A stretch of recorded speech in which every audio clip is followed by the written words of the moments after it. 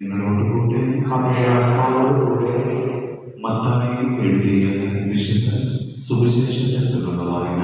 കർത്താവേ, അങ്ങേക്ക് മഹത്വം.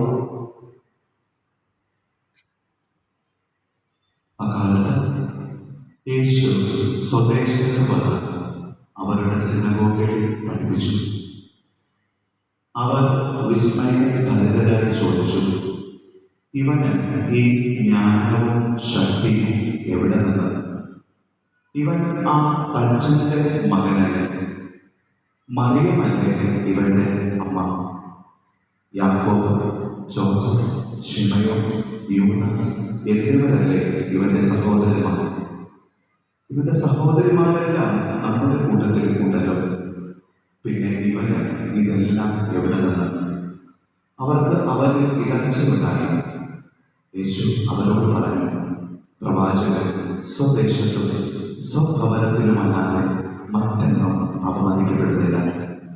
അവരുടെ അവിശ്വാസ നിമിത്തങ്ങൾ അവൻ അവിടെ അധികം അത്ഭുതങ്ങൾ പ്രവർത്തിച്ചില്ല.